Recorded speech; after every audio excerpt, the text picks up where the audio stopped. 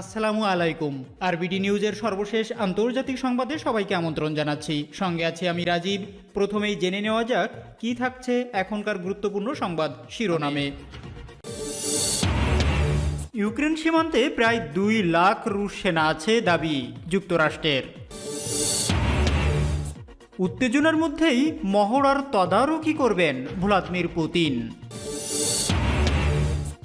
হামাসকে সন্ত্রাসী গোষ্ঠী হিসাবে তালিকাভুক্ত করল অস্ট্রেলিয়া, ফিলিস্তিনিদের কঠোর প্রতিবাদ।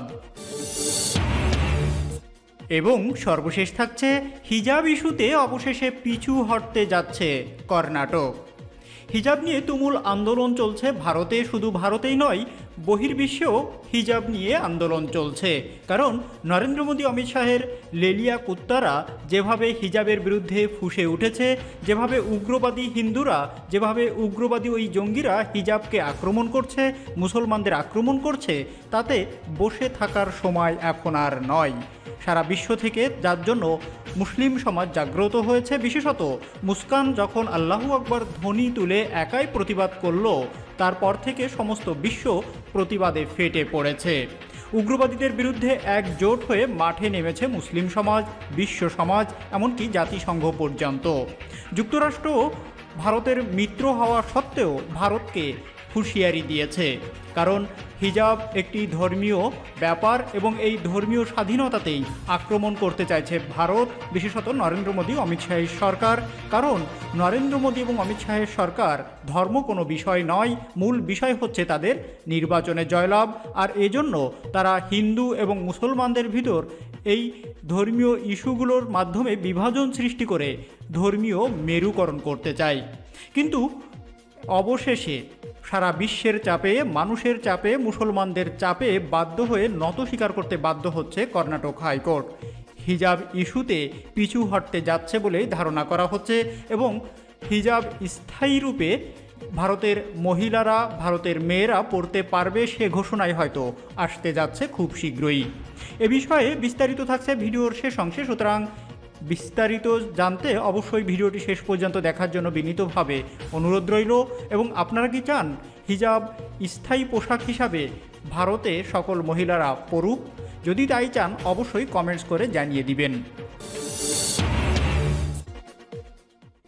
এতক্ষণ সংবাদ শিরোনামগুলো শুনছিলেন, এখন বিস্তারিত। তবে তার আগে রিকোয়েস্ট থাকবে ভিডিওটিতে একটি লাইক করুন এবং আপনি যদি চ্যানেলে নতুন হয়ে থাকেন চ্যানেলটি সাবস্ক্রাইব করে পাশে থাকা বেল আইকনটি অন করে দিন। ইউক্রেন সীমান্তে প্রায় 2 লাখ রুশ সেনা আছে দাবি যুক্তরাষ্ট্রের। ইউক্রেন সীমান্ত থেকে সেনা প্রত্যাহারের যে রুশ তথ্য প্রতিরক্ষা মন্ত্রণালয় দিয়েছে তা নাকচ করে যুক্তরাষ্ট্র বলছে সীমান্তে এখনও আছে 1,90,000-এরও বেশি সৈন্য। বৃহস্পতিবার ইউরোপের দেশসমূহের সামরিক জোট organization for security and cooperation বা ওএসসিই এর বৈঠক হয়। সেখানে উপস্থিত ছিলেন এই জোটে নিযুক্ত মার্কিন দূত মাইকেল কার্পেন্টার। তিনি এই তথ্য দিয়েছেন। বৈঠকে কার্পেন্টার বলেন, আমাদের হাতে থাকা তথ্য অনুযায়ী ইউক্রেন সীমান্তে এখনও অবস্থান করছে 1,90,000 বা তার চেয়েও কিছু বেশি সংখ্যক সেনা। গত 30শে জানুয়ারি পর্যন্ত এই সংখ্যা ছিল 1 লাখ। দ্বিতীয় বিশ্বযুদ্ধের পর এই প্রথম ইউরোপের কোনো অঞ্চলে এত বেশি সংখ্যক সেনা উপস্থিতি ঘটেছে। সাবেক সোভিয়েত ইউনিয়নের অঙ্গরাজ্য ও রাশিয়ার প্রতিবেশী রাষ্ট্র ইউক্রেন কয়েক বছর আগে পশ্চিমা দেশগুলোর সামরিক জোট ন্যাটোর সদস্য পদের জন্য আবেদন করার পর থেকেই এই উত্তেজনা শুরু হয়েছে রাশিয়া ও ইউক্রেনের মধ্যে। সম্প্রতি ন্যাটো ইউক্রেনকে সদস্যপদ না দিলেও সহযোগী দেশ হিসাবে মনোনীত করার পর আরও বেড়েছে এই উত্তেজনা। গত 2 মাস ধরে রাশিয়া ইউক্রেন সীমান্তে 1 লাখেরও বেশি সেনা মোতায়েন রেখেছে এই রাশিয়া। সম্প্রতি অবশ্য কিছু সৈন্যদল প্রত্যাহার করে নেওয়া হয়েছে বলে নিশ্চিত করেছে রুশ প্রতিরক্ষা মন্ত্রণালয়। তবে এই বক্তব্যের সত্যতা নিয়ে ইতোমধ্যে সংশয় প্রকাশ করেছে যুক্তরাষ্ট্র ও ন্যাটোর ইউরোপীয় সদস্য রাষ্ট্রসমূহ। ইউক্রেন যেন ন্যাটোর সদস্যপদ লাভের আবেদন প্রত্যাহার করে নেয়, মূলত সেজন্য দেশটির ওপর চাপ সৃষ্টি করতেই সীমান্তে সেনা মোতায়েন করেছে রাশিয়া। কারণ 1949 সালে গঠিত ন্যাটোকে রাশিয়া বরাবরই পাশ্চাত্য শক্তিসমূহের আধিপত্য বিস্তারের হাতিয়ার হিসাবে মনে করে এবং ঐতিহাসিকভাবেই রাশিয়া পাশ্চাত্য আধিপত্যবাদের বিরোধী। মস্কো অবশ্য ইতোমধ্যে বেশ কয়েকবার বলছে ইউক্রেনে আগ্রাসন চালানোর কোনো পরিকল্পনা রাশিয়ার নেই। নিজের কেবল ন্যাটোর তৎপরতা থেকে নিজের নিরাপত্তা ও সার্বভৌমত্ব নিশ্চিত করতে চায় মস্কো। গত 14ই ফেব্রুয়ারি এক বিবৃতিতে রুশ প্রতিরক্ষা মন্ত্রণালয় বলেছিল সীমান্ত থেকে কিছু সৈন্যদল প্রত্যাহার করে নেওয়া হয়েছে। পরের দিন 15ই ফেব্রুয়ারি মন্ত্রণালয়ের কর্মকর্তারা জানান ক্রিমিয়া থেকেও সেনাদের ফিরিয়ে আনা হচ্ছে। তবে যুক্তরাষ্ট্র ও ন্যাটোর ইউরোপীয় সদস্যরা মস্কোর রাশিয়ার উপর একেবারেই আস্থা রাখতে পারছে না। বৃহস্পতিবার হোয়াইট হাউসে এক সংবাদ সম্মেলনে মার্কিন প্রেসিডেন্ট বলেছেন ইউক্রেনে হামলার অজুহাতের অংশ হিসাবে তারা ভুয়া হামলার ঘটনা ঘটাতে পারে, এটি বিশ্বাস করার মতো যথেষ্ট কারণ আমাদের কাছে আছে। প্রতিটি ইঙ্গিতই বলছে রাশিয়া ইউক্রেনে ঢুকবে এবং হামলা চালাবে। উত্তেজনার মধ্যেই মহড়ার তদারকি করবেন ভ্লাদিমির পুতিন।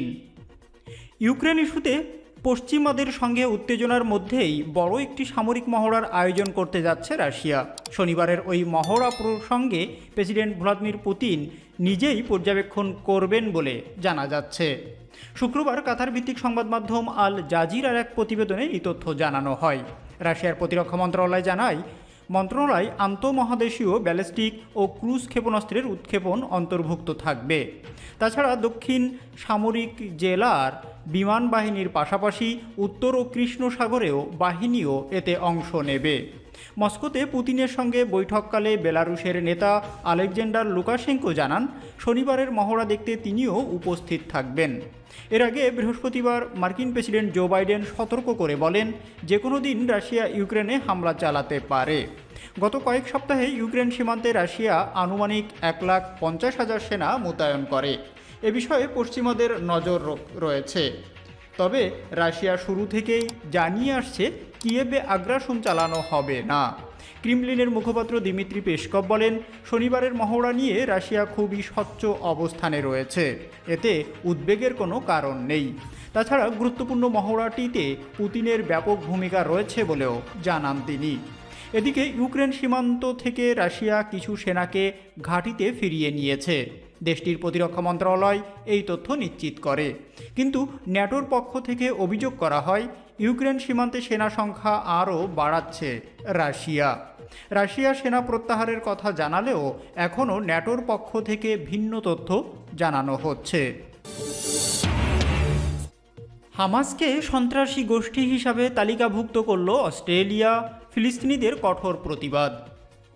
অস্ট্রেলিয়ার সরকার ফিলিস্তিনের ইসলামী প্রতিরোধ আন্দোলন হামাসকে সন্ত্রাসী সংগঠন হিসাবে তালিকাভুক্ত করার প্রতিবাদ জানিয়েছে ফিলিস্তিনি সংগঠনগুলো। ফিলিস্তিনের ইসলামী জিহাদ আন্দোলনের প্রভাবশালী নেতা খালিদ আল বাতাস বলেছেন অস্ট্রেলিয়া এই সিদ্ধান্তের মাধ্যমে কার্যত ইহুদিবাদীদের আগ্রাসনের প্রতি সমর্থন জানিয়েছে। এটি পুরোপুরি অন্যায়। তিনি আরও বলেন এই পদক্ষেপ ইসরায়েলের অন্যায় তৎপরতা, বিশেষ করে আন্তর্জাতিক আইন লঙ্ঘনে দখলদারদের উদ্যত্ততা আরও বাড়িয়ে তুলবে। ফিলিস্তিনের গণপ্রতিরোধ কমিটি এক বিবৃতিতে বলেছে অস্ট্রেলিয়ার সরকার ফিলিস্তিনিদের বিপক্ষে অবস্থান নিয়েছে। তাদের উচিত ছিল ইহুদিবাদী ইসরায়েলের অন্যায় তৎপরতা বন্ধে পদক্ষেপ নেওয়া, কিন্তু তারা উল্টো কাজটি করেছে। The Democratic front for the liberation of Palestine বা ডিএফএলপি বলছে হামাসকে সন্ত্রাসী হিসাবে আখ্যায়িত করার অর্থ হচ্ছে দখলদারদের প্রতি প্রকাশ্য সমর্থন। এর মাধ্যমে ফিলিস্তিনিদের বিরুদ্ধে ইসরায়েলি অপরাধযোগ্য চালানোকে ন্যায্য হিসাবে ঘোষণা দেওয়া হয়েছে।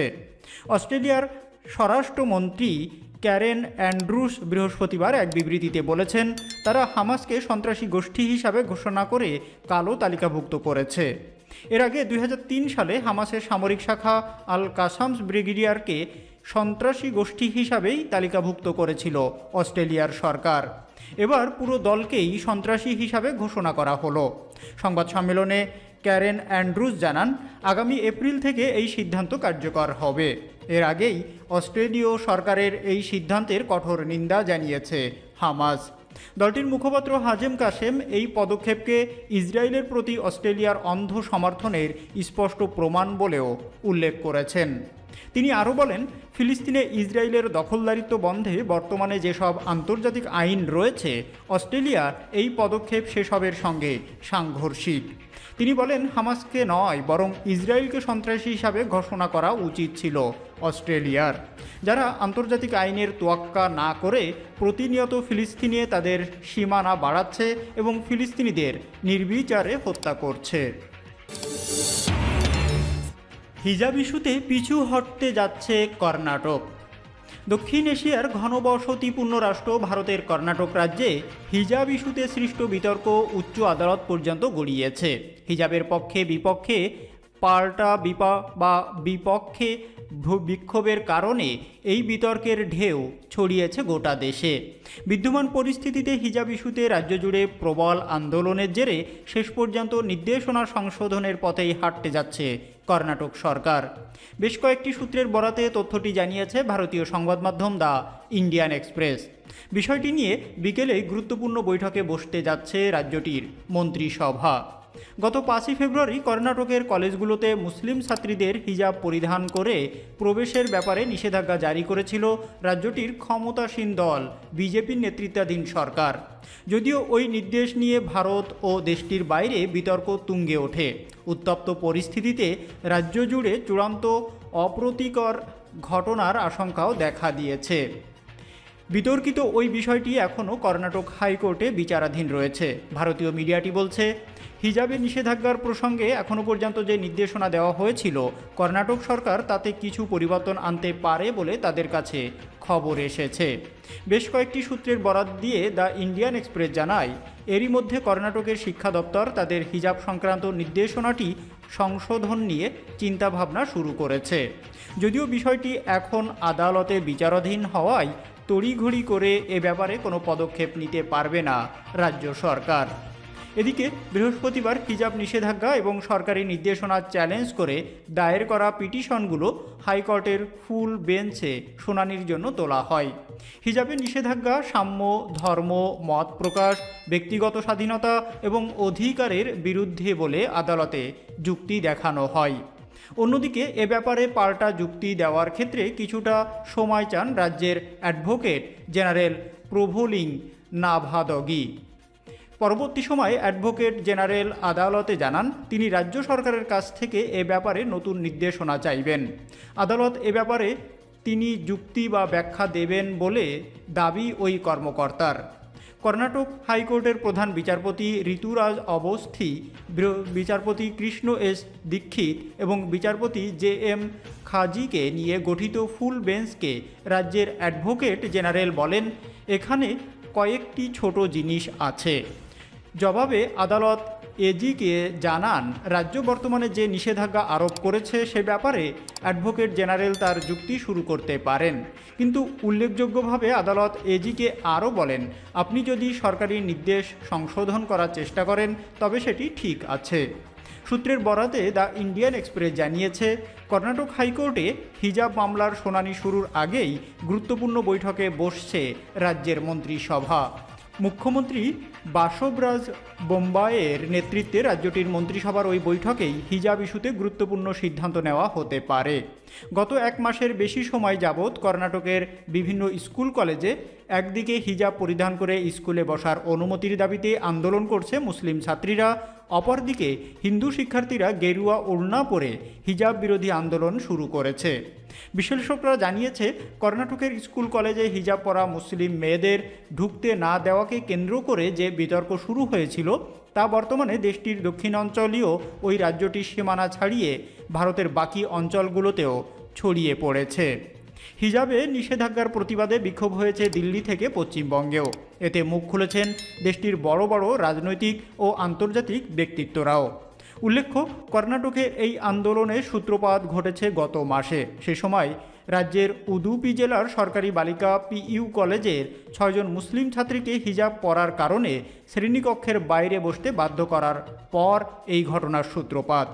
তখন কলেজ প্রশাসন জানায়, হিজাব কখনোই ইউনিফর্মের অংশ নয় এবং ওই ছাত্রীরা কলেজের নিয়ম লঙ্ঘন করেছে। ছাত্রীদের ক্লাসে হিজাব পরার বিষয়ে আপত্তি জানায় স্থানীয় ডানপন্থী বিভিন্ন গোষ্ঠী ও তাদের উগ্র ছাত্র সংগঠনগুলো। উদুপির ওই আন্দোলন ছড়িয়ে পড়ে রাজ্যের মান্দিয়া এবং শিভামোগাগা এলাকায়। সেখানকার কলেজ কর্তৃপক্ষ হিজাব নিষিদ্ধ করে, যদিও আইনে হিজাব পরে মুসলিম ছাত্রীদের ক্লাসে আসতে কোনো বাধা নেই। এতক্ষণ সঙ্গে থাকার জন্য ধন্যবাদ। দেখা হচ্ছে পরবর্তী ভিডিওতে। ততক্ষণ পর্যন্ত ভালো থাকুন, সুস্থ থাকুন। আল্লাহ হাফেজ।